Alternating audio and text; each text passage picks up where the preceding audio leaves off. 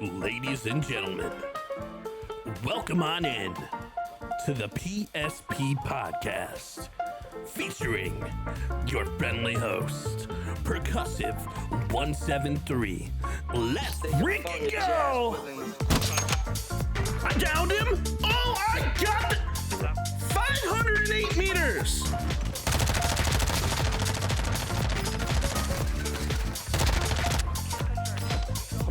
I'm pushing everything right now. He gets to Lockman. Dude, this Lockman is so good! Oh my god, I'm disgusting!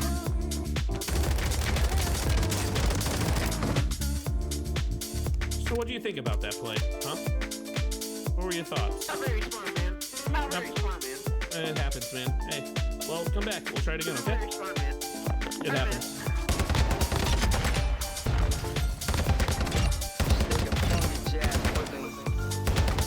Shit. I guess I'm just gonna shit on him. He's dead. Did I just ace? I just ace. Let's go. Just take a funky jazz with him. Easy triple. Ladies and gentlemen, it is my pleasure to have you be a part of the PSP Podcast. And I'm your friendly host, Percussive 173, and let's have a freaking party. Ladies and gentlemen, welcome on in. My name is Percussive 173, and welcome on into another amazing episode of the PSP Podcast, where Perk spreads positivity. And you guys already know this is the place where we laugh. This is the place where we vibe on out, where we shine and spotlight creators that are just doing their thing, man. And today I've got an incredible guest, the one and only ChefBugGrub. He's an animation artist, a goofy VTuber, and he's the host of the ChefBugGrub Show. And where he brings his energy straight to the mic. We're going to kind of dive on into this journey, not only with him as an artist, but him as a podcaster as well, and how this all ties into the wonderful world of VTubing with creativity and humor that makes him absolutely incredible. And if you guys have not seen one of his works of art, I genuinely think you should. So without further ado, welcome on in, Mr. ChefBugGrub. How we doing today? How's it going, everybody? How's it doing? Thank you for having me, Mr. Perk. I appreciate you, bro. Yeah. Hey, what does the PSP stand for? Does that stand for the PlayStation Portable, or is it like when the drum goes psst? Oh, I mean, it stands for when the drum goes psst, but it also stands for like the Perk Spreads Positivity Podcast, because my goal as a content creator is to spread positivity in any style and any walk of life. So okay, great. Yeah. That's good, man. It's good, man. Well, I appreciate you having me here. I'm excited to be here. Happy to see a bunch of familiar faces here. Yeah, man. So whatever you got for me, lay it on me. I'm ready. Absolutely. So why don't we start a little bit on like the easy side here? Why don't you guys tell everybody a little bit about yourself? Where did ChefBugGrub come from? A little bit about your roots and what got you into content.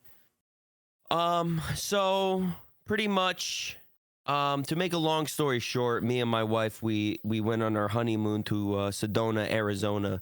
And have you ever gone on, you ever hear of a Vortex tour?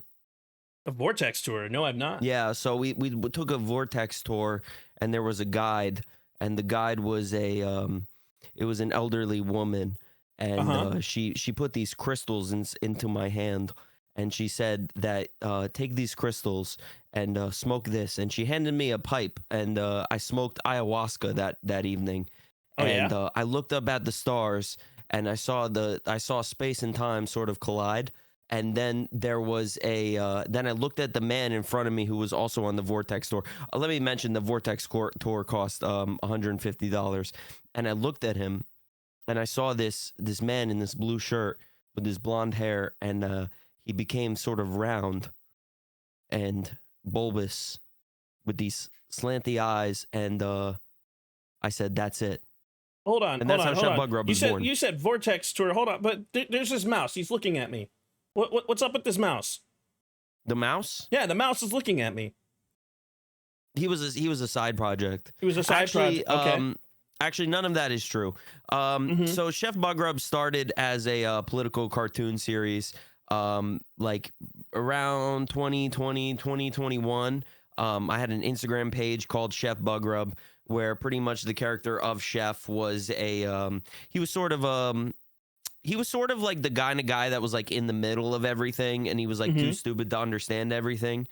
And eventually I got into live streaming, and I thought, I'll incorporate him into live streaming.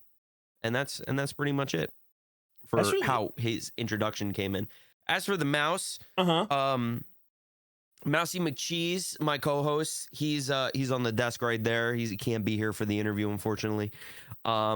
He started as a sort of on the drive home from work idea. I was thinking of a way to go viral on TikTok, and I came up with the idea of Mousy McCheese and like a little cartoon Pepe Mouse that would do cheese facts, and that's awesome. That's what happened. And he actually does have a TikTok. It's called the Stinky Mouse, and he posts cheese facts. So there's somehow the lore has kind of built into the real world, and now it's like this whole big thing, man. I'm gonna 100% have to go follow that, because it's like, I mean, me being Italian, I love cheese. I mean, you can tell. I mean, with my weight here, like, bring me that dairy. I'm gonna have to learn a little bit more. I'm from New Jersey, so I'm pretty much Italian too. Oh, I nice. respect you. Nice. I get it. Us Italians, man, we got to stick together. Listen, our big shoulders. For lore purposes, ChefBugGrub is Italian. Oh, so. He is Italian. Yeah, he's Italian. He's a blonde-haired, blue-shirted Italian. WW. So this is a really cool, really interesting style of like VTubing that not a whole lot of people really like know about, and like the stuff that you're kind of like putting together from an animation perspective and from a VTubing perspective is really incredible. So you want to talk a little bit about like kind of what you're doing from a tech side of things, and like you can go as in depth or like not in depth as you want, but well, do you want me to go into the tech first, or do you want me to kind of present the idea of how I kind of came to this conclusion of everything? Well, let's start with the idea, and then maybe we'll go into a little bit of tech. I think the idea is more important than the tech. Sure. So for a long time, I was streaming under the name Golden Boy Brian. I was somebody that was using a camera. And I would have a PNG tuber of ChefBugGrub, so a 2D version of this guy that you see before you. And, I would switch back and forth if I didn't want to use the camera and stuff. And, I eventually reached a point to where my YouTube got banned for like 24 hours, like permanently deleted for 24 hours, because I posted a video of me playing Metal Gear Solid 4. And there was a scene in it where it got like not copyright struck, but like sexual suggestive thing. And it really wasn't. It was really stupid. But it got me thinking, like, maybe it's time for me to rebrand completely, because I wanted to do it anyways. And I was like, well, I was just going to make a new channel if I never got that channel back. Luckily, I did. And so the premise going into it was I kind of always incorporated like cartoon drawing and things like that. I'm a digital artist. I do, I do a lot of like PNG tuber drawings and things like that for people and emotes. But I've always had this like passion for creating characters and stories. So I thought like, I said to myself, I'm going to do something different.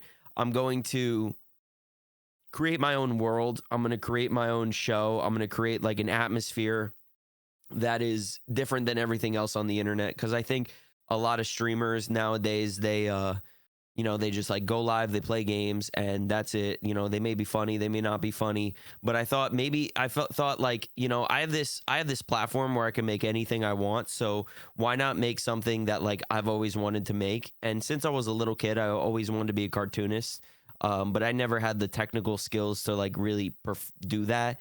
So my show is like very jank. It's very rough animation. It's very like put together with like duct tape and a hope and a dream. But I think a lot of people like really appreciate that about it, because like I'm not trying to like be something I'm not with it. And I just wanted to create my own little cartoon world and do something different that you know, a lot of people don't see. And I think with VTubing specifically, for me personally, I'm not a fan of like anime. Like I personally like don't like anime. I know that bothers a lot of people when I say that. I'm like an avid anime hater. If it disappeared tomorrow, I'd be totally fine with that. But I wanted to create a world where people like me could come and enjoy it. People who aren't necessarily like watching the VTubers for the big baboingas and all of that. Do you want to see my baboingas? I can show you them real quick. Yeah. Let's see I'll your show you my baboingas. baboingas. So the people that aren't watching for the baboingas, you know what I mean? They watch because they like enjoy the content and things like that. So that's where that kind of idea came out of. I wanted to be like a I wanted to be like the Family Guy of like VTubing in a sense. That's awesome. And like that's genuinely like cool. Also nice bazoingas. But Thank you. But like that's genuinely like really awesome. And like you say that it's not well put together. And like from what I've seen, you may think that, but it is extremely well put together. Like I appreciate that, man. Literally one of my like coworkers who's an artist, we were actually talking about you about your style of content, and we were like, dude, it's like ridiculously good because it's goofy, it's funny, it's engaging. I mean, like you say it yourself, and you have the #1 most interactive podcast, and it's pretty awesome to watch. Like if you cartoon experience, in the blanket terms, but sometimes it's a podcast, sometimes it's a talk show. It depends on the day. You know what I mean? Right. And because you're more than just a podcaster, you are genuinely like you have this whole thing that you created, and it's really freaking cool. And like it's really interesting behind the scenes and some of the stuff that you have. Also, thank you so much for the gifted sub. I appreciate you, Ooze. Watch out for that guy. He's a troublemaker. Troublemaker. Nice. He's buttering you up. He's buttering you up right now to knock you down. He's oozing me up a little bit. Yeah, he's oozing you up to knock you down. But it's genuinely cool to see like somebody that has that mentality create something as good as what you have. And like you think it's not well put together, you say that, but it's really well put together in a different style, if that makes sense. I appreciate that. Yeah. I mean, I can only see the show from my perspective. You know what I mean? And I think like as somebody who's been like, you're a musician, I'm a musician. I don't know if you've spent a lot of time like writing music, but like I do. You know, it's kind of like the artist struggle. You know, like you see what you create and you're like, oh, it's not that good. It could be better. You know what I mean? But then, you know, a lot of people, they tell me, they're like, oh, this is like so dope. This is sick. And I genuinely like appreciate anybody that says things like that to me. But, you know, it's really easy to get into your head with this. I think with VTubing specifically, also, I don't consider myself a VTuber. I consider myself a VTuner. VTuner. That's the motto that we go by. We don't conscribe to the VTube genre because I feel like I'm somebody that's not really VTubey enough for the VTubers. Sure. You know, I think of my show more as a cartoon than a VTuber show. That's an awesome mentality to have too, because like, thank you. Yeah. So many people are like, oh, so we're gonna put you in the VTuber like channel, but VTune, like you're making a cartoon. That's pretty dope. Well, the thing that I've noticed a lot about VTubers is a lot of them, they have all the elements, right? Like they got a good model, they got lore, they got all of this, but I never see the lore take place on the stream. I never see the story kind of unfold unless it's somebody that's like big and they have like a whole agency behind them and things like that. So that's one of the things, that's one of the reasons I wanted to really go into VTubing specifically, was because I actually wanted like my streaming journey and my accomplishments to be harder for me, because it's a lot harder being a VTuber. It's easy being a guy in front of a camera and being funny and interacting with people and things like that, you know, but like you don't realize like how hard it then becomes to when you can't, you know, take 5 gifted subs and shotgun a beer, because like, how am I going to do that as a VTuber? You know what I mean? there's a lot of layers and nuance that like comes into VTubing that you don't realize right away. But if you get committed to it, it kind of forces you to be creative, especially if you want to grow with it, I think. And it's awesome to think about it kind of like that too, because like when you have like somebody who's in front of the camera, you can, people who like have the camera in front of them, we can communicate with our eyes. We can communicate even without saying things. We can communicate with our like movements and emotions. It's really difficult to do that. And from a VTuber perspective, you have to be engaging in a different way. And like as newer creators, as this podcast is geared towards creators who may not know what direction they want to go in yet. Cause like my advice for new creators is to have fun and just do what you want to do. Cause there's a million different styles of content out there and just do the one that kind of fits with you. But like to see kind of like how you can interact and create engagement in a completely different level. Like it's a completely different tier from some of the other people that I kind of watch. It's really cool to see, man. Like for real. I appreciate that, man. Yeah. I, you know, and I kind of thought like, you know, the using the VTuber I thought was a better branding move too than just using my face, because it's like it's not like I'm I'm not a good looking guy, like, you know, I think I'm like a pretty good looking guy, but like I'm a pretty like average looking guy, you know what I mean? So it's like why not use something that's a little bit more memorable? Like, you know, you see this face, like it's something that you kind of remember, and the whole model, the whole kind of vibe of it. It's a little bit more unforgettable, I think. Oh, so definitely. That was one of the reasons I switched.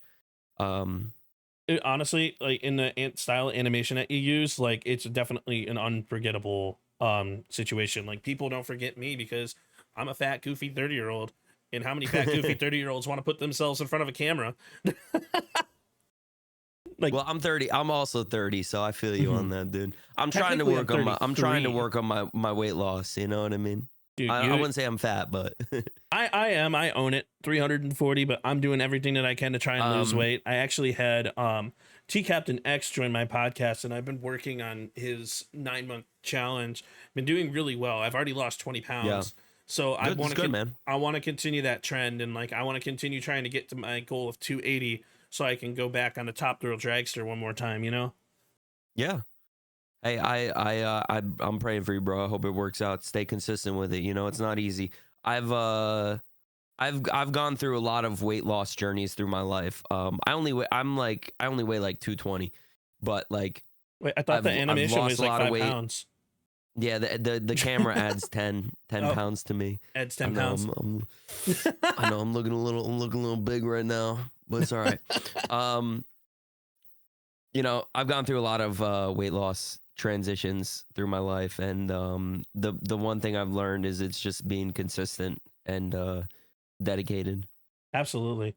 It definitely is a journey, just like the world of content. And when you look at the world of content, especially like because we want to have new creators look at this and be like, yo, I want to maybe take a piece apart of what Perk is doing, or a piece apart of what Jefferson here is doing, and like kind of put everything like kind of make something of their own. What suggestions do you have for those newer creators that are looking to get into content in some way, shape, or form?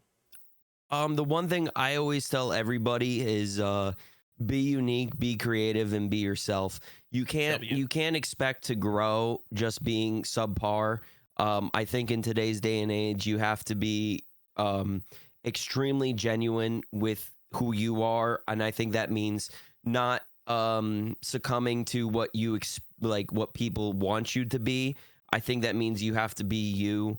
You know what I mean? Especially into like today's climate, like you can't just like toe the line. You have to like really be the person that you want to be. If you don't, then you're lying to yourself. You're lying to the people that are supporting you.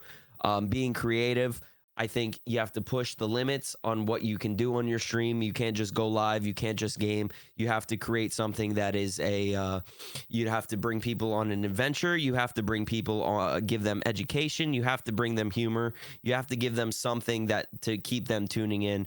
And I think live streaming in itself is such a, specifically live streaming.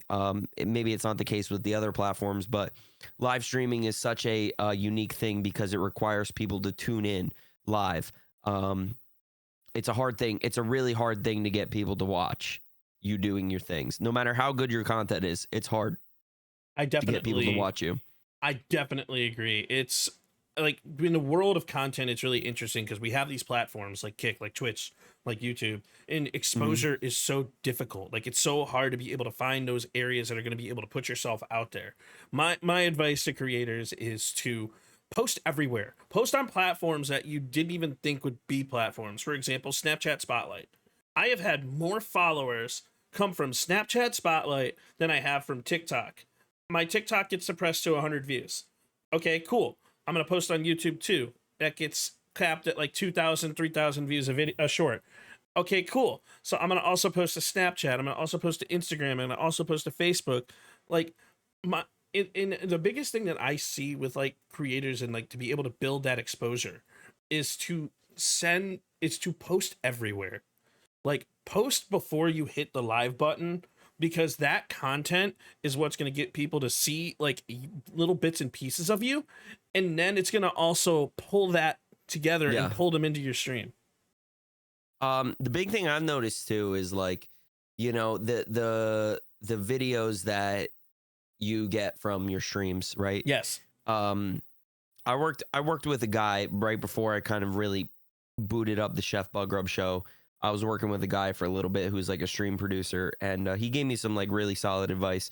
And he said that like your content that you're putting out, like say you got a sick clip from Twitch, right? Mm-hmm. Now that may be a good Twitch clip, you know what I mean? But that might not be a good video for TikTok. You know, that may not be a good video for YouTube. That may not be a good video for Instagram. You know what I mean? So you have to kind of make tailor-made content for those specific platforms. And that's a very good point. The platform algorithms push people in different ways. While Instagram focuses on photos and music, and they also have their Reels section that's tied into Facebook. So it's when you look at Meta versus when you look at TikTok versus when you look at YouTube, there's different styles of algorithms. There's different styles of content that they're looking for. TikTok is looking for more like IRL, real life type stuff, communication type stuff, like lip syncing videos and dancing type stuff. And they're really grinding back away from the whole gaming front and going back to that. YouTube is more on the gaming front, and and you have the YouTube algorithm is kind of like post 1 million shorts that lead to your long form that lead to your stream. It's like a trickle up effect. And then you have your Snapchat algorithm, which is like post whatever the hell you want, and as long as you post consistently, it's gonna throw itself everywhere. Yeah, I've never tried Snapchat. Maybe I should look into that. Dude, it's really, really an incredible platform. I'll talk about Snapchat literally all day with what they do, because I've had more followers from Snapchat than I had on any other platform. I think you take my highest platform following, which I think is TikTok, double that. That's what my Snapchat is now. You're not the first person to tell me that TikTok, Snapchat has like a good algorithm when it comes to like pushing your videos and things like that. It's honestly, it's taken over TikTok because TikTok really wants the IRL style of content that's going to just put a smile on people's face. Like they're really, with their recent update that was pushed on the 13th, steering away from any like political style stuff. Yeah. So they're really gearing towards like, how can you lip sync? I'll tell you this too. What I've learned on TikTok, going full VTuber, is TikTok absolutely hates VTubers, man. They despise them. And I think it's because their Chinese software can't detect my face. That they just sense. don't want to push me on their For You page or the algorithm or this and that. I don't know what it is.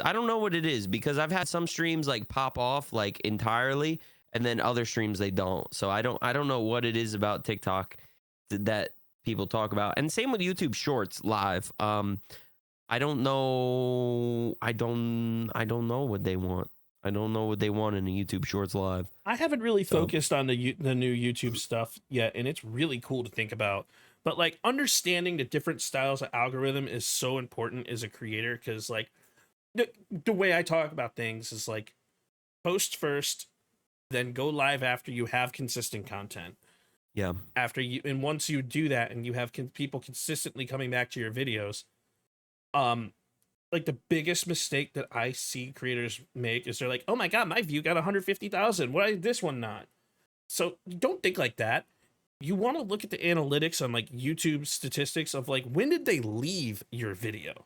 Did they leave after the first second? Was your hook not good enough? Did they leave after 15 seconds? Like, did you lose them in transition? Like, that's the metrics that creators should be paying attention to, in my opinion. Yeah.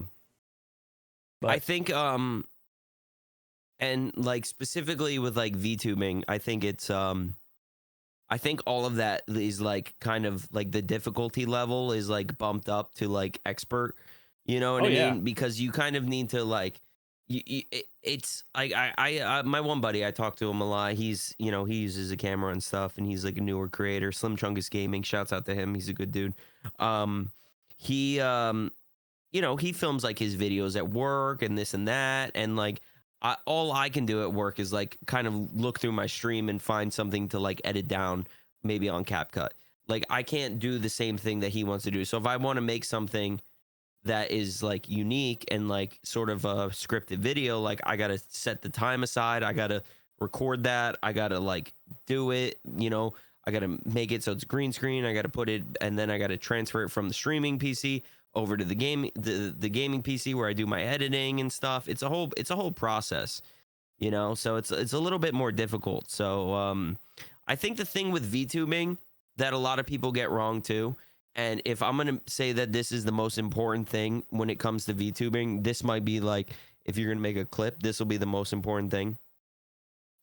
People get VTubing like completely wrong, man. They think that like, oh, I'm a VTuber. That's my content. I'm a VTuber.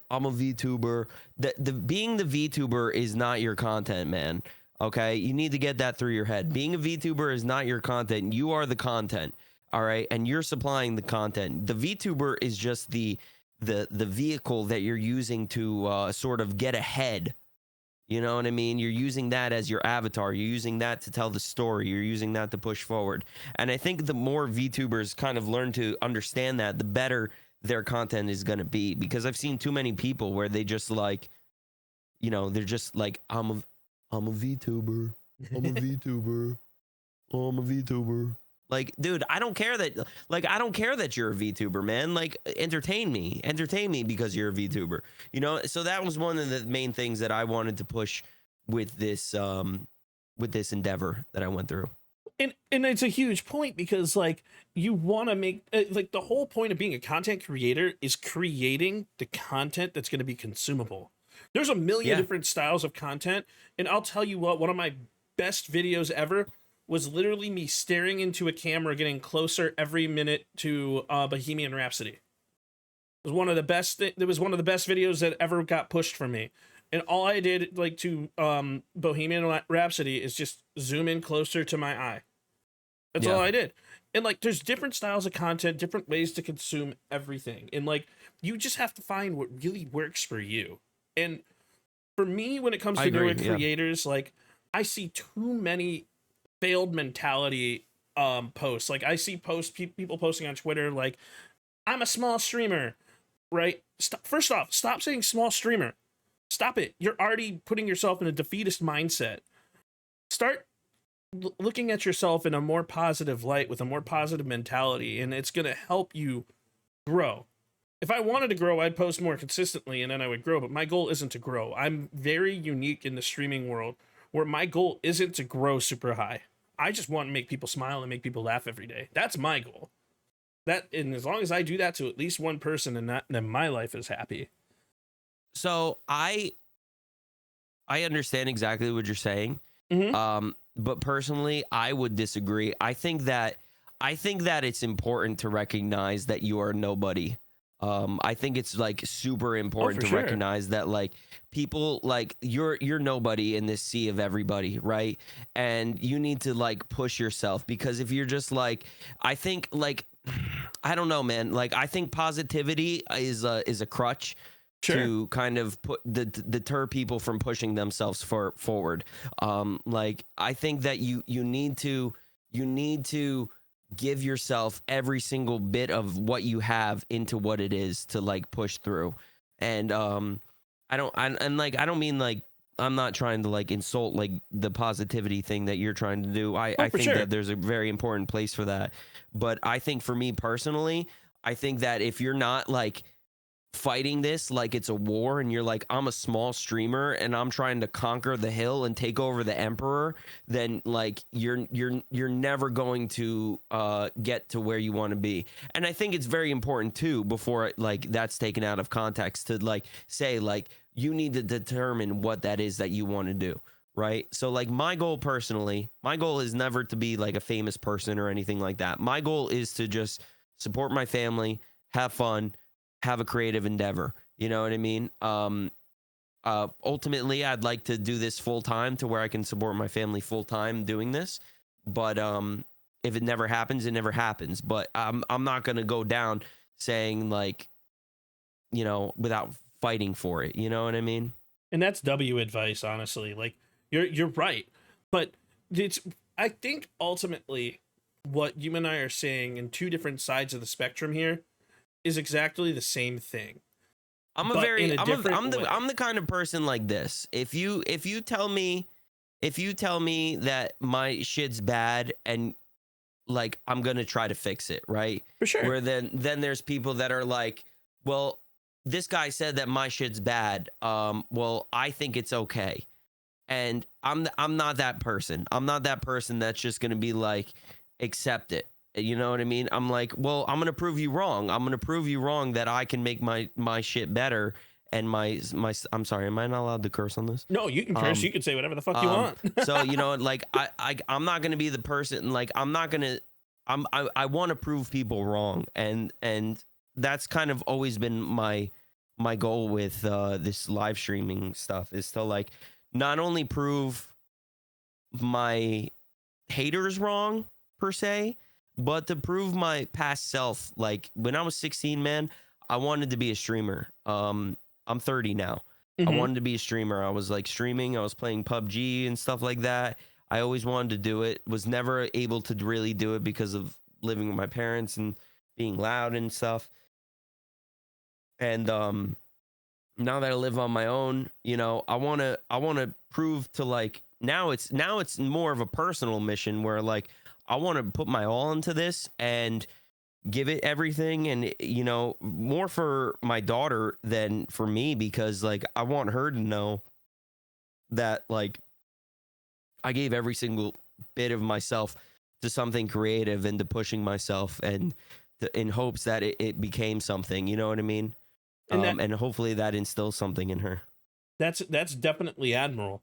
And like admirable, and like it's really cool to have that mentality. So I guess like going back to like the previous point where I was talking about like both sides of that spectrum, everyone does have different goals. You want to go out there and you want to kind of stick it to them. You want to let yourself be known and like show people, you know what, I'm Jefferson, I'm the shit, this is why I'm the shit. And like I do the same thing, but I just take a different route. It's kind of like we're both going the same way, but I'm just going around the other way, and you're going around that way. But we still have the same mentality, which I think is really cool, because our goals kind of align. And in like talking with you, I'm kind of seeing that. But it's like there's a positivity route, and then there's also a go-getter route. And like you'll hear me say a million times over if you ever listen to my podcast, 95% of streaming is introspective work. You got to look back at yourself, watch your shit, and figure out how you can grow in every step of the way. Like, for example, if I lose viewers at 9 minutes and 47 seconds, why? And what can I do to change that? And what did I do? Was it an emotion? Was it a thing I said? It's like you have to look back at yourself and watch your own content more than somebody else watches your content. And at the same point, you want to try to find those steps to make yourself better. And that's a huge key. The one thing I kind of want to touch on before we like maybe change the subject or move on. Oh, for sure. You know, it's like people people might take like what I'm saying as like maybe I have like a big ego or something. I want to let everybody know that like that's not the case at all. I think that anybody can do what I do personally.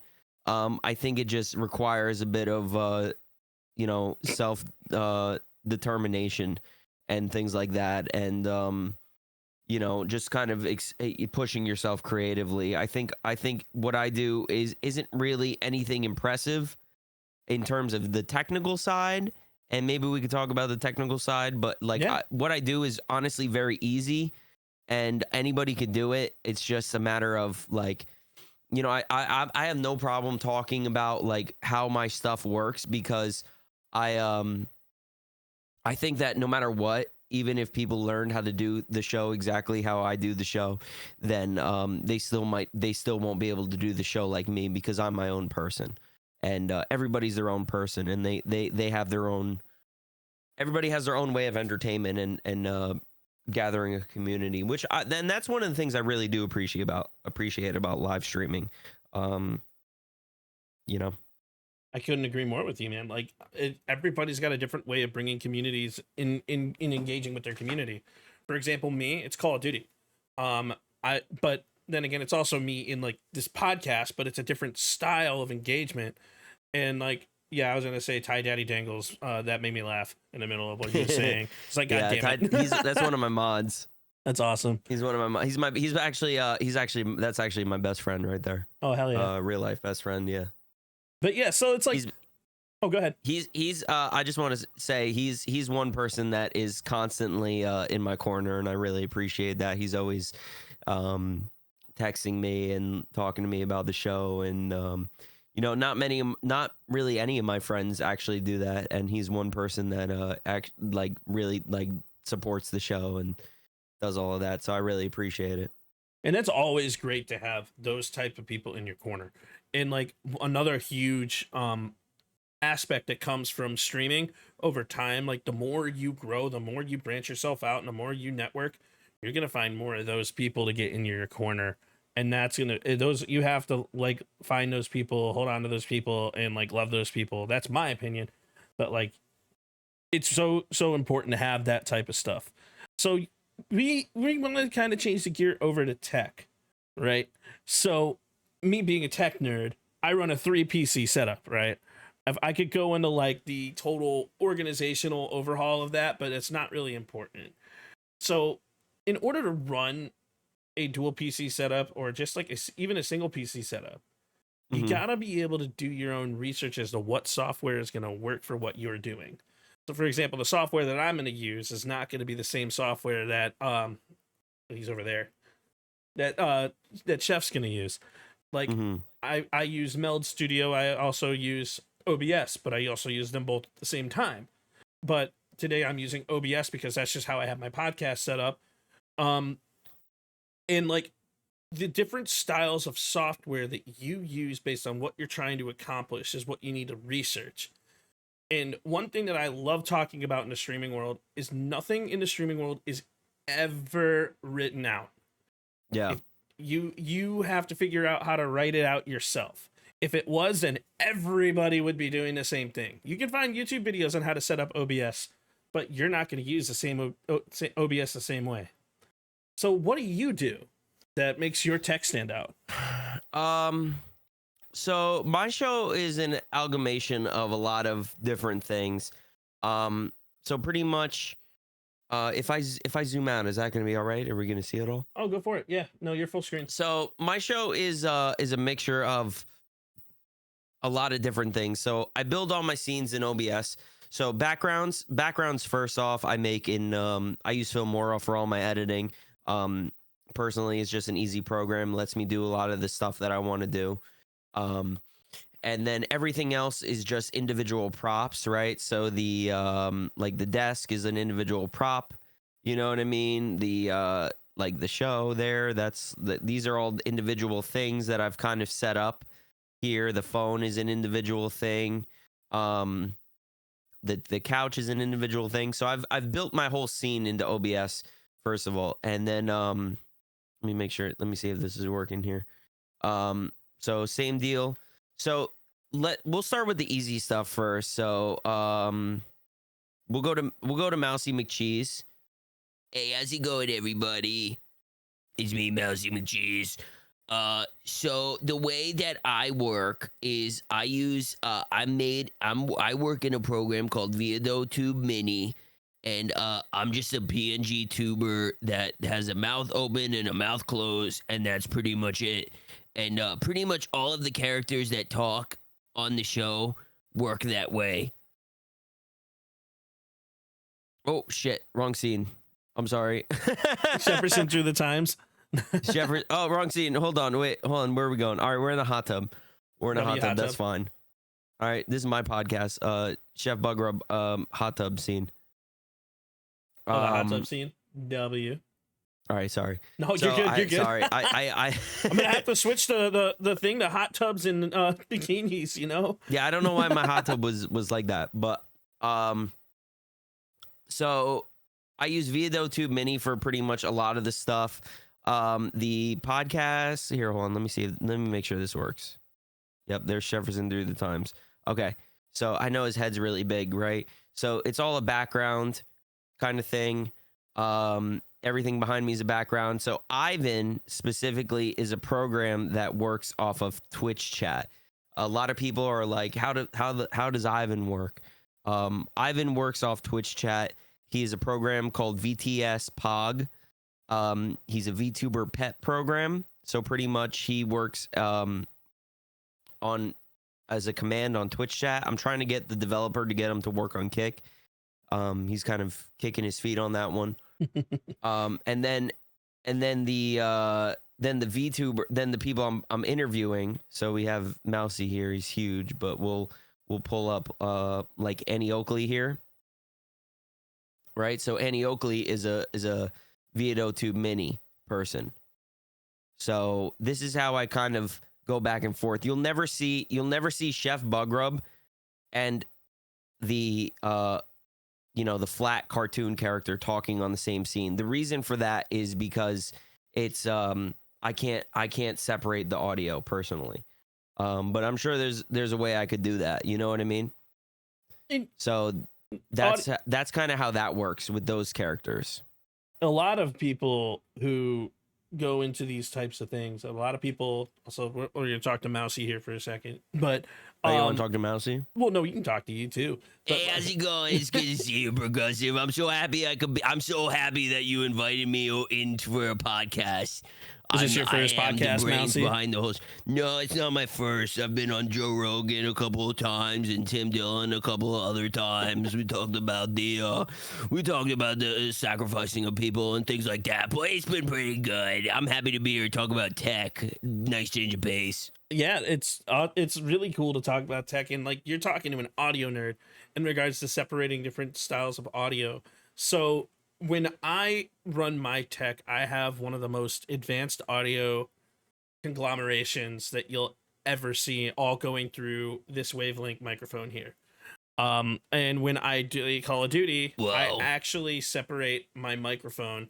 I use a little headset so I can talk in game, but that's because I run a dual PC setup and I don't feel like feeding my stuff through an XLR cable to go through two things here. So I actually transmit my audio over via NDI from my PC, my streaming PC, over to my gaming PC. I keep my main microphone, the one that has all the VST plugins, to my gaming PC. And when I say VST plugins, for example, let me take off this filter for a second. And now you guys can all hear my fan. You can hear how terrible I sound. Whoa, yeah, I hear it. So I understand all that. I got a lot of buttons over here too. I got like a bunch of knobs and things. I press them from time to time. So I'm a bit of an audio savant myself. Yeah, I think you and I were. Well, I don't think you and I were talking. You know, Chef and I were talking a little bit about how him being an audio savant. He doesn't know anything. He doesn't know anything about anything. He's sort of washed up when it comes to this stuff. I'm sort of the brains of the operation. You know, and like with me, like especially like with spooky season coming up, sometimes I turn into a demon because I just can, and people love that. And like, oh yeah, I can do that too. Yeah. Oh yeah, I'm spooky. Pulling out the different SFX and the different knobs is just a really interesting thing to mess around with. In like, Oh yeah. whether it be putting a limiter inside of OBS, using gain control inside of like your OBS mic filter, and or using Elgato Wavelink, which I absolutely love Elgato Wavelink in the stuff that they have. You're boring me. I'm gonna let Chef continue the interview. Bye. All right, I feel you there. But even like I'm sorry about that, man. He's kind of a piece of shit. he's a goofy dude. But like having the ability to take control over different aspects of audio and separation of audio is very difficult. A program that I use to separate audio is Wavecast. And it's an Elgato product because I have an Elgato setup, and I can use it to separate myself to come in through a left-hand side or a right-hand side if I so choose. I can also use it to distribute from computer 1 to computer 2 to computer 3, so I can engage my peripherals from computer 3 onto my streaming PC as well. And I'm learning all of this stuff because I love the production aspect of content creation from a background perspective. And production is such an underrated topic in content because you have to have a solid production or else people are they're gonna run. And like, I think it's funny that you're like talking about production, but like honestly, I think in terms of like production and like in the box kind of things that I have going on, I think my production has actually gone downhill since I've become a VTuber and all of that, in terms of like, I don't have like cool transitions and stuff. I used to have cool transitions. I went to straight cutaways because now I'm like switching scenes back and forth and things like that. Oh, you mean like different stinger transitions? The production, it more, I had like stingers, but the production more is now based on myself, rather than the things that I can sort of put together. You know what I mean? And for those of you guys, we talk about the term stinger. For those of you guys that don't know what a stinger is like, for example, when I switch scenes, I'm going to throw this stinger on, and I go to like the alone scene. It's going to be a scene change thing that will fill up the entirety of the screen as you're transitioning through specific scenes. I choose for the podcast to just use a straight fade because it's a more organic style and it doesn't have video in the background. It's going to go over the stream as well. Yeah. But that's what a stinger is. So just to cover the rest of the VTubing stuff of what I use. So I use a program called Warudo, which controls Chef, the 3D version. So Warudo allows me to like have a lot of different pre-made animations and things like that I use. And I use a camera to kind of capture my head too. He's a little janky sometimes when it comes to certain animations because he's not made like a regular VTuber. Because of his proportions, he's a little different. And I want to give a big shout out to Big Hugs, man. Big Hugs has been the kind of, he's a good friend of mine, first of all. Second of all, he's been kind of the guy that has made this show into what it is. He's the one who created ChefBugGrub into 3D. So this is a fully 3D model, meaning I could like spin around and stuff. Can I show you that? Yeah, I can show you that. You can. So like I can spin around and things like that. He's created things for the stream, like my glasses that I put on, and I have like some other stuff for the upcoming pitch kick that I'm doing. Like a beret and a mustache. He's like, I work with him and he creates stuff for me for the 3D and things like that. So he's been huge with working with me on this, and I really appreciate it because he didn't have to do this. He's never done this before. Like he's a 3D artist at heart. He does fantastic 3D art. This is very like, in my opinion, like lowbrow for him to do, but it was a different thing for him to do, to learn how to like make a VTuber, how to give him physics and all of that. So it's been a mutual like thing, like where it's benefited both of us because he's created ChefBugGrub in the 3D, and we've been like slowly tweaking him over the months and adding things and taking things out, like all the expressions and things. So these are all everything with Chef is controlled via a Stream Deck. So I have a XL Stream Deck that I have buttons pre-programmed through with Warudo that I can do all of this stuff on, especially all the face stuff. And then I also have a foot switch that is just like quick reactions. You know what I mean? Like for like 3 different faces that I just use if I'm talking. You know what I mean? I'm playing a game and I want to just be like, oh, I want to be like, I get scared in the game and I'm like, oh, you know what I mean? That's awesome. My foot pedal's used for muting and unmuting, whether it be in game or in Discord. Just to explain my physical setup of what I have, so I have a SM7B that's going into a Go XLR, and that's running into my gaming PC. I use 2 PCs for my stream, and then so all of my music, all my sound alerts, everything runs through the Go XLR, and I can monitor it that way. I monitor my microphone so I can always hear myself. I know me and you were kind of talking about this beforehand, but I think monitoring your microphone is a very important thing because you need to, I think listening to yourself and understanding how you sound is very important. And when it comes time for like things like voice acting and like playing a character, like you got to really be able to get in there and understand what you're saying, you know what I mean? Like how you're sounding and things like that. So hearing yourself, I think, is important. So then the out of my Go XLR goes into a separate interface that captures everything out of that Go XLR into OBS onto the stream. And then I have a XLR splitter that is splitting my XLR microphone to a separate audio interface that is just running my VTuber lip syncing. So that's how my voice is captured in the VTuber program. I have a separate audio interface for that. So you're doing a lot from an input perspective. And then I have a camera that also tracks me. I don't know if I mentioned that. Is it what style of camera do you use? So I was actually chosen for Kick Picks like week 27, I think, and I got a free OBS Tiny 2. So nice. I use that for the tracking. I'm definitely deep into the Elgato family. I have an Elgato face cam. The previous version, I want to upgrade eventually to get the 4K because I like recording in 4K. But yeah, the Elgato face cam, I think I look nice. I mean, I think I do. But it's really interesting to see like the different types of technology that people use. The majority of my stuff that's going to be very difficult, it's going to be impossible to show right now, is done through the back end through different OBS settings, as you kind of saw when I was showing a little bit and getting everything set up.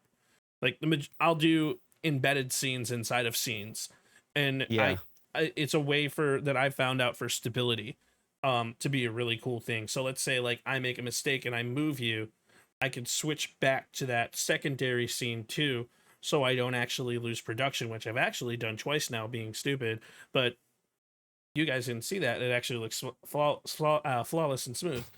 So it's really interesting to kind of like put that together also through utilizing studio mode inside of OBS, so you can readjust scenes as needed and pop right back out to make them utilizing your Stream Deck. So I also have a Stream Deck XL where I have 3 different scenes for 3 different things. Like when I do casting style of stuff, I have a whole page dedicated for casting. Casting is different than podcasting. What it is you're doing a production standpoint for like in-game stuff. I have a whole thing dedicated for meld.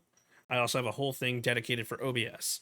So a lot of my settings are real advanced in that, and I don't expect anyone to create that. Yeah.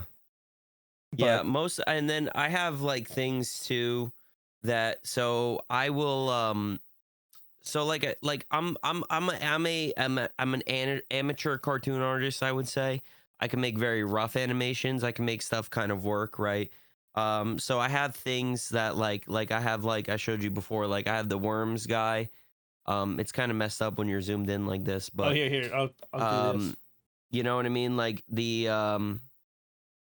like these are buttons on my Stream Deck that are redeems on the stream that I can kind of use. You know what I mean? I have the question of the day, things like that. So these are all just like buttons. These are actually scenes that are they have green backgrounds, and then I just chroma key them out so they can just show up like in the scene. Oh, so you're doing that via standard video sources then, which I think that's really cool. Yeah, they're all standard video sources, things like that, Fire Effect, all standard videos. You can kind of see the green around it when you look at it. But that's what I like about OBS's chroma key. It really cuts a lot of it out. You have to like look real heavy in depth to be able to really see that. So those are all kind of things that I add to kind of make the show like the interactive cartoon experience, if you will. You know what I mean? It's all of like how you can interact with the show, and I'm constantly trying to like add things. Like I have like a fourth wall break. You know what I mean? It was a Minecraft breaking. So if we got to break the fourth wall for some reason and talk about something, and what else do I have? The smoke bomb is a huge one. So everyone likes the flashbang.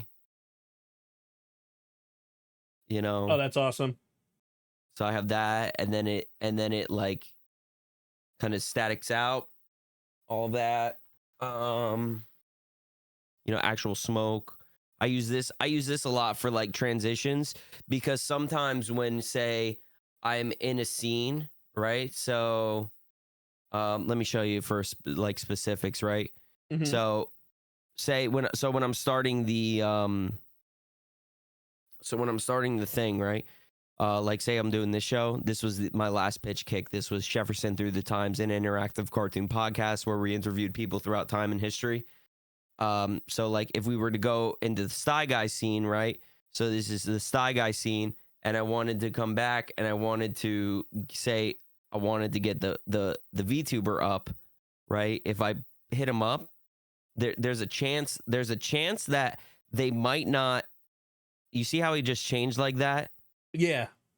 So there's a chance that it might not show up properly, right? So what I would do is I would like hit the smoke, and then that would kind of work as like a little buffer for me to like make sure the transition is good. And that's awesome. It's like an internalized stinger transition. Yeah, so, and it's pretty much. Really cool. It's more of for me to make things a little bit more seamless. Right. And that's honestly really cool. So we've talked a lot about the tech. We've talked a lot about streaming and content and like the passion that we have surrounding it. So what do you think as a new streamer, what should be their number one focus before, or like either before hitting the go live button or after hitting it a couple times? What should they focus on? I think when it comes to being a new streamer, I think one of the most important things is like developing a brand, developing an image, developing all of that stuff. I think it's hard to like pinpoint that like after the first couple of times. Like for me, it took like a year and a half to like figure out how I wanted to do. Like I've done a rebrand, you know what I mean? I used to be like a regular guy and things, and I wanted to take the show in a different direction. So you might not figure out everything in like one go. But the biggest thing I would say is like learn how to kind of clip farm, learn how to create clips, learn how to edit those clips down into digestible formats that are good for like TikTok. Watch a lot of things with intent, I think is very important. Watching like TikToks with intent, Instagram Reels. Wait, we're watching TikToks intents? No, like with intent, meaning like you're watching them to like learn like why is this video popular? Why do people like this? Sorry, I had to throw the dad joke in there. Yeah, of course. I think the biggest thing too, that a big thing that people talk about is they go, oh, make clips, funnel the people from your clips to your lives. I don't necessarily think that works all the time. From what I've understood when it comes to people enjoying content and working on like joining your content, because like it's one thing to engage on a short video. It's another thing to like engage with you live, talking to you as a person. I think a big thing is like figuring out the funnel that works for you. Because it's not always a funnel of like, oh, make YouTube videos and then people will come watch you live on Kick or Twitch. It could be Discord. You know what I mean? You could have a pop-in Discord server, and then that's the funnel. Like, so maybe it's not just getting people to come to from your TikTok to your Kick or your Twitch or your YouTube. It's getting people to go to your Discord and joining your Discord, and then there's that notification that goes live when they go live. And then the biggest thing, that's just kind of like practical advice when it comes to like clip farming and like understanding. But the biggest thing I would say is talking all of the time, talking like every second of the stream. And I've heard it from so many people, man. So many people are like, oh man, it's so hard to, I'll tell you an example. So I was wearing my Kick shirt and I was at Target the other day, and I went to they had a Starbucks at the Target, and the barista was like, oh, Kick, do you watch Kick? And I was like, yeah, I stream there. And he's like, yeah, I'm more of a Twitch guy. And we were just kind of talking. He's like, yeah, I'm like, yeah, I'm partnered on Kick. And he's like, yeah, my biggest problem, man, is like, you know, it's like, it's so hard to like, you know, stay engaged when there's like nobody watching. And I'm like, well, I'm like, that right there is the biggest trap that you're going to fall into as a new creator, because nobody's going to watch you as a new creator. You have to make your show engaging from the very jump. You have to be talking all the time. You have to be engaging all the time. You have to be making up conversation all the time. You have to be kind of talking, riffing, role playing. You have to put on a lot of hats, especially at the beginning. I think as you grow, you can get a little bit more lenient, but again, you'll risk the stagnation of it. I think you need to always constantly be pushing an entertaining show and have a concise show. Have show notes. Show notes is like super important, man. You shouldn't be going live at all without having any sort of plan of what you're going to be talking about, what you're going to be doing. That's like super important. I think, again, as time goes on, you may be able to kind of get away with doing less of that. As I've like figured out the format of the show. I kind of know like where I'm going to go after what, but I still kind of have things like I'm always writing things in my notepad of just like ideas that pop into my head. You know what I mean? Like I had the idea of like Dwayne "The Rock" Johnson and John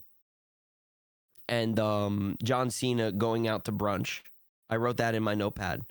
Why did I write that in my notepad? I don't know. But it was really funny. It was funny to me, the concept, just thinking of John Cena and Dwayne "The Rock" Johnson going and getting brunch. You know what I mean? And like sitting there, this like hoity-toity brunch spot, and like the waitress comes up and be like, "Do you guys need anything else?" You know what I mean? And they're just sitting there eating turkey bacon because they don't eat regular bacon because they're like these super fit people. I just thought, I don't know. I thought it was funny, man. I thought it was funny. It's awesome. And what you just did there is a very underrated thing that you just did there. And I kind of want to explain this to some of the people who haven't seen that. Not only did you do step one, which is generate a topic of something of interest, you indulged on that topic of interest too. You evolved that topic of interest and you made it genuinely an enjoyable thing to listen to just as an idea. And as that's literally in a nutshell, the 4 steps of creation that you just witnessed within the past 10 seconds. And it's something that a lot of people struggle with, but that's something that as a creator, you need to learn and develop and harness. I think too, like, you know, using your real life, like you don't have to go into details about things, but I think everybody, especially if you work a job, you kind of have like this world that you live in that you can kind of bring the people into, and you can kind of explain it in a way that like makes sense, right? So like for an example, right? So recently we had an issue where like my neighbor had their grandma like come over and hang out, right? And they parked in front of my house, and it became like this 20-minute conversation of like, you know, where I was parking, and maybe they should have parked there, and like what the whole deal was with the parking.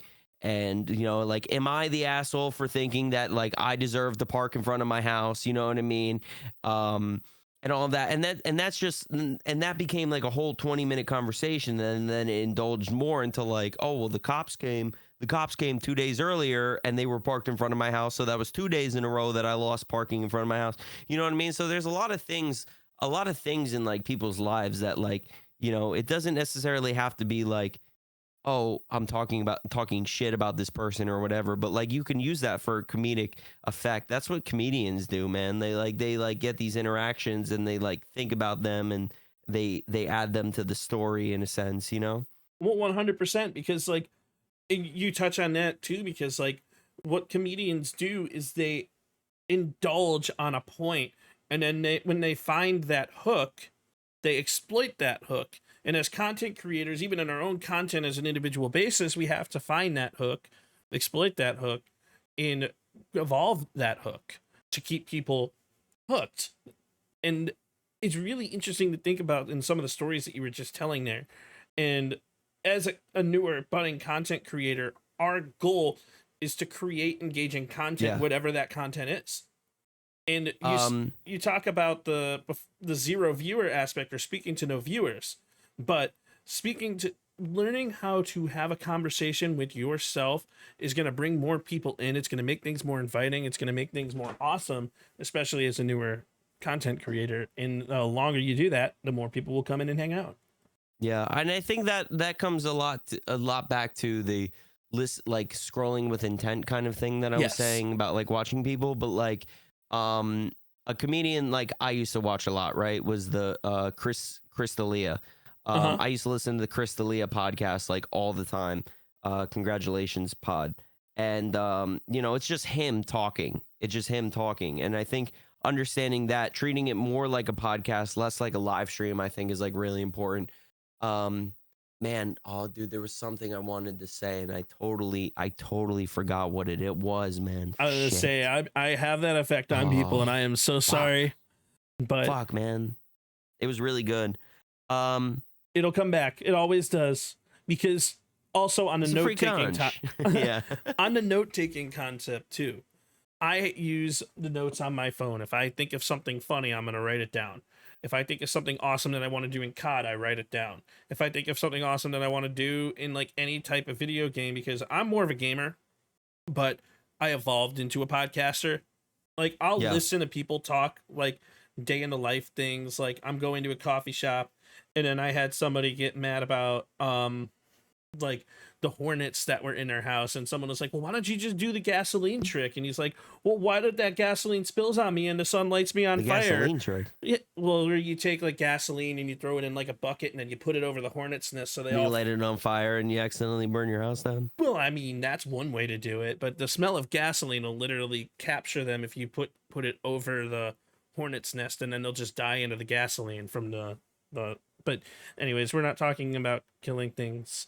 We love life forms, of all life forms, including animated life forms, but it's like that's something that people don't understand, dude, is cartoon logic. Right. When you kill somebody in a cartoon, they don't actually die. They just come back the next episode. Right. It's literally they will always come back if you're doing it in that. And like I think that people should be watching more cartoons, genuinely, because some of the base forms of content creation come from Bugs Bunny. And I was literally watching old Bugs Bunny clips the other day, man. Dude, it's so good. They are very good. Like the subtle nuances that they put into their stuff, like to get you hooked. Like, for example, Bugs Bunny dancing on Elmer Fudd's head. I remember what I wanted to say. Yeah. And I think it actually ties back to Bugs Bunny, right? For sure. So I saw an XQC clip like a while ago, and he was talking about like the streamer academy when Kai Cenat was doing that. Mm-hmm. And he mentioned one of the most important things that a streamer can do is learn how to stall. And I thought about that, and I was like, what does that mean? Like, learn how to stall. And I've understood exactly what it means. It was how long can you push something in particular? How long can you hold something out? How long can you like bring hype to something before you actually go and do that? And I think like TikTok lives, like you've seen the TikTok lives of maybe you've seen them of like a guy, some Asian guy, and he's got a balloon over his head, and like a certain amount of gifts like add water to the balloon or something like that. Yeah. And eventually it pops and things like that. That's kind of like the idea of stalling, right? You need to learn how to communicate your stalling through that. And I think like even going back to Bugs Bunny, what you were talking about, a lot of that stuff is the idea of stalling, where you're like, you've got the setup, right? You know, Roadrunner is going to, he's got a giant, he's trying to eat Bugs Bunny, right? So he builds a giant magnet, and the giant magnet, like, Bugs Bunny lifts up the mailbox and he sends it through, and Roadrunner like misses the magnet, right? But then he gets hit by the mailbox. And then it's like, okay, you hit the first joke on that, right? So how can we keep that going? So then eventually, you know, Bugs Bunny starts sending other stuff, but then Bugs Bunny notices, oh shit, there's a bunch of stuff coming from the right side of me, and then it's like pulling everything in to the magnet, you know what I mean? To the point where eventually, like, he's pulling, like, the giant magnet is pulling everything into the Roadrunner. And then it gets to the point to where eventually the punchline is a giant plane comes in, and it goes and it kabooms and it explodes on the Roadrunner. You know what I mean? So that's kind of like a good example of like how to push your stream narrative to make it longer. Absolutely. And that goes into a bunch of different forms of content. It's how can you overkill a point to still draw that point in, to make it fun, to make it enjoyable for the guest every time. Like one of my, I forget which streamer it was. I want to say it was Crusader, right? But there was a punchline that happened in a video game. Actually, hold on. No, it wasn't Cruz. Who was it? Because what they did, it was somebody I had previously on my podcast. It was Erect Dictator. So what she did is, she had a little pop-up that was redeemable by chat where it's like dodge, right? So she was trying to dodge something in like New World and chat, and she got hit, and then somebody redeemed dodge. And so then you see Piccolo coming up and he's like, dodge! And then as things continued, as the time continued, chat kept redeeming it more and more every time she got hit. And then it evolved even beyond just like the New World aspect. Like she gets killed by something in Minecraft and then someone redeems dodge, and like it's something that just like continues, and like even beyond just like that stream, and it turns into an inside joke, and then that inside joke continues, and it's a different style of stalling of what you're trying to say. And it's such an important aspect because, dude, that stuff is so amazing, and then you feel like you're part of something, and then you want to re-engage, and it's like, I mean, you see that with like other streamers too, like big streamers, like I don't know if you know like Northern Lion, but he's got like a very tight-knit community that, you know, they say things like caught +2, you know, things like that, like inside jokes that like kind of become like part of the stream and 6-7 bits in themselves. Skibbity toilet. You know? Yeah. I don't think those are parts of his streams. No, I know they're not part of his streams, but I mean, like, just kind of stuff that adds like the inside joke thing in general. But dude, you bring an amazing point. Like, you got to learn how to stall as a creator. You got to learn how to elongate it. One of the things too, because I feel like we've kind of devolved away from the question you asked, which was like, what would I say to like new creators? The last thing I want to say is don't rely on video games to be your content. Ultimately it needs to be you. That's the content. Video games are, again, like just like VTubing, it's the vessel, it's the vehicle that you're using to get to the content. But I would say focus more on like creating a show, a production, things that are unique, different than creating a a stream based around you playing World of Warcraft. And I know that's easy for me to say because I like streaming World of Warcraft, but you know, I think, you know, I at least have some people that will tune in to watch me play that. Whereas like if you're nobody and nobody knows you, then nobody's going to watch you play that. You know what I mean? I definitely agree. And like going into kind of like wrapping things up is like, most of all in content, no matter what you do, no matter what route you take, no matter what you like find funny, remember to just be yourself. Be yourself and have fun. And everything else will fall into place when it's time. Don't rush into things. Don't let yourself rush into making certain content. If you don't feel like posting, don't post. You will figure it out. It will come when it's time. Just have fun, be you, and all of the things will fall into place when the time is right. I would the thing I would say is, if you're very like determined on doing this and you want to be the kind of person that is like you're posting every day and stuff like that, figure out a system that works for you. Yes. How you can easily make the content and post it and things like that. I think like, you know, like personally for me, like I have the opportunity where sometimes at work I can like sit down and like make stuff, and that's cool. And then I can use that and I can post that. And, you know, but like sometimes I have to sit there on the computer like late at night before I go to bed and like pump out a video and get that done for shorts and things like that. I'm not much of a long form editor, but I can pump out shorts pretty quickly because I've developed like a system and a style that's really easy for me to work in. So develop your style, develop what you're able to do. Get a good video editing program that works for you, that you're able to work with. And yeah, just figure out a system. I think time management is like the killer. You know what I mean? Like everybody works, everybody has a job, all of that. Figure out a way to use your time to your advantage. Going back to my buddy Slim Chungus Gaming, he's been like making a lot of guides lately. He was doing Schedule 1 guides, and now he's doing like Borderlands guides because he's playing Borderlands. Mm-hmm. And he makes those on his lunch break. He pulls out his phone, he does the TikTok green screen, and he's doing like good numbers on that stuff. You know what I mean? So I think just like figuring out the way to do it is very important. Yes. And it's all your own journey. It's all part of your journey. You'll figure it out. Get yourself a schedule, put things into place, and everything will work out when the time is right.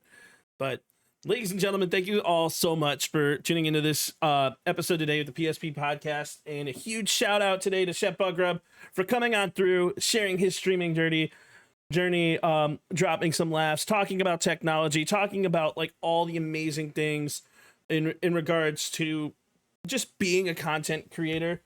And yes, daddy. And like, remember that the PSP Podcast. Don't encourage him, dude. The PSP Podcast, our goal here is to inspire aspiring creators, and we just want to let you guys see different avenues of the world of content in this vast world of content.